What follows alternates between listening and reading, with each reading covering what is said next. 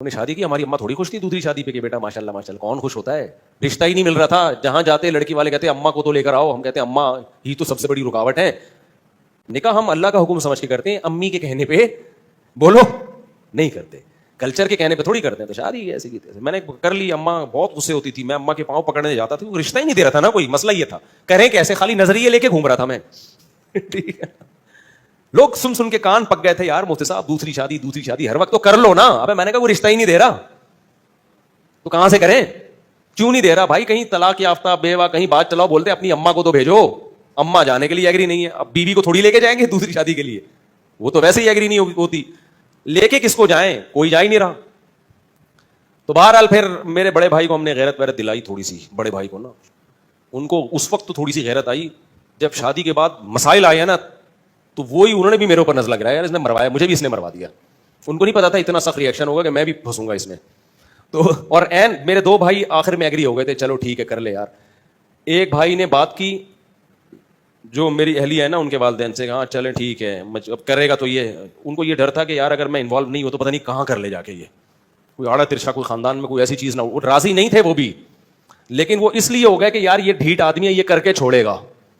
تو اب اگر ہم انوالو نہیں ہوئے تو پتہ نہیں کوئی اٹھا کے آڑے ترشا ہمارے خاندان میں بدنما کوئی دھبا نہ لگ جائے, وہ منہ دکھانے کے قابل نہ رہے خاندان میں. تو ابھی کم از کم کسی اچھی جگہ پیغام بھیجا ہوا ہے اس نے خاندانی لوگوں میں. تو اس لیے وہ نہ چاہتے ہوئے آ گئے, لیکن عین وقت پہ وہ بھی مکر گئے عین وقت پہ.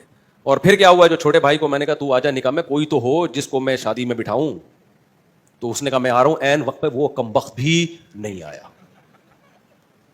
میرا بھائی ہے, میں تو کہہ سکتا ہوں نا, چھوٹا ہے, کمبخت ہے نہیں, بڑا نیک آدمی ہے, لیکن میرا تو حق بنتا ہے نا. عین وقت پہ وہ بھی مکر گیا, نکاح نامہ لے کے گھوم رہا.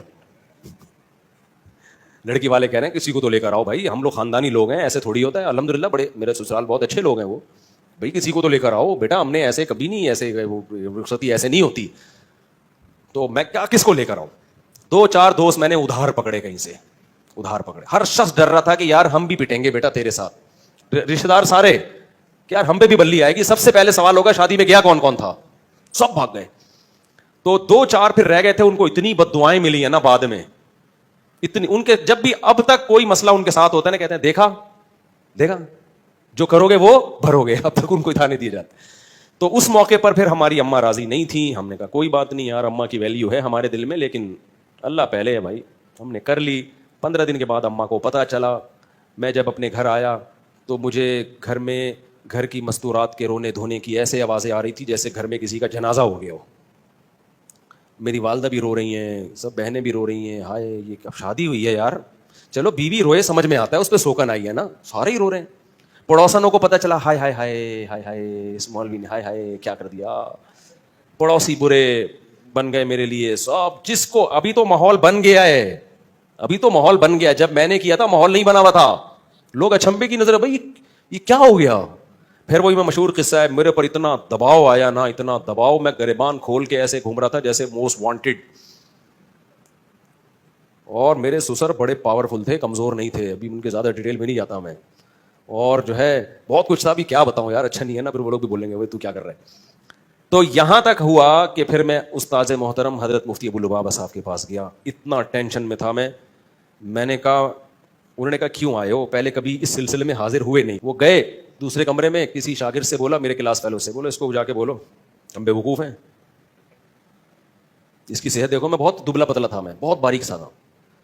اب تو میں کافی ہیلدی ہو گیا ہوں, میں بہت ہی دبلا تھا, 60 کلو میرا وزن تھا, اور مالی حالات بھی کوئی بہت اچھے نہیں تھے. انہوں نے کہا ہم پہ پیسہ بھی زیادہ ہے, ہماری صحت بھی اچھی ہے, ہمیں سنتیں پوری کرنے کا خیال نہیں آ رہا. اس کو دیکھو. اور اب آیا روتا ہوا. انہوں نے کہا اب ساری زندگی کے لیے گالیاں تمہارا مقدر ہے. ہم تو بالکل ہی منہ ہمارا اور چھوٹا سا. تو اماں کے یہ حالات. پھر جب زیادہ غم آتے ہیں نا انسان پر, تو اس کو انجوائے کرنا شروع کر دیتا ہے. یا تو میں ڈپریشن میں چلا جاتا, سر جا کے پھوڑ دیتا اپنا, خودکشی کی طرف جاتا. یہی ہوتا نا, ہر طرف سے بے عزتی ہو رہی ہے. یا میرے پاس ایک راستہ یہ تھا, ایسی کی تیسی, بھاڑ میں جائے یار. پھر ہم نے یہ کیا, ہم نے کہا جاؤ. میں جب دلائل میں غور کرتا تو دلائل میں ہمارا پلڑا کیا تھا, بھاری تھا. پھر ہم نے گریبان جان کر کھولا. پہلے تو ٹینشن میں کھولا ہوا تھا نا, ہم نے کہا ہم شریف آدمی ہیں ہی نہیں. لوگ کہتے تھے نا تم مولوی ہو کے, شریف آدمی ہو کے. اللہ کا شکر ہے ہماری عزت تھی, عزت دار گھرانے سے ہو کے शरीफ आदमी हो गए। मैंने कहा किसने कहा मैं शरीफ हूँ, मैं तो बदमाश आदमी हूँ। तो तुम तो धोखेबाज हो, हमने कहा हम हैं धोखेबाज। तो इतने खिताबात मिले ना, इससे मेरा हौसला ऐसा बुलंद हुआ ना, मैंने कहा तीसरी भी करूंगा, किसी के बाप में रोकने की ताकत है तो रोक के दिखाए, ऐसी की तैसी। निकाह करो, करके बताओ सोसाइटी की ऐसी की तैसी। अगर सोर्स ऑफ इनकम नहीं है तो इस नीयत से कमाना शुरू करो कि शादी करूंगा, अल्लाह मदद करेगा आप। और किसी चीज में आर महसूस ना करो, टमाटर की रेडी लगानी है और रेडी लगा लो, अल्लाह देखना कैसी बरकत देगा। आपका एक वक्त में टमाटरों का बिजनेस होगा, समझ रहे हो। और रक्षा चलाना है, रक्षा चलाओ, निकाह को फोकस करो। निकाह करने वालों के साथ अल्लाह ने मदद का वादा किया। मैं पूरा मैंने सरसरी तौर पे खत पढ़ लिया, लेकिन मैं ये पढ़ने के काबिल नहीं है जो इन्होंने हालात लिखे हैं ना, सुनाने के काबिल नहीं है लोगों को। तो इसलिए आप निकाह को फोकस करो, अल्लाह की मदद इंशाअल्लाह आपके साथ होगी। माँ बाप से पूछ के जो शादी करता है बहुत बड़ा बेवकूफ़ है, उसको बेवकूफ़ी का अवार्ड मिलना चाहिए।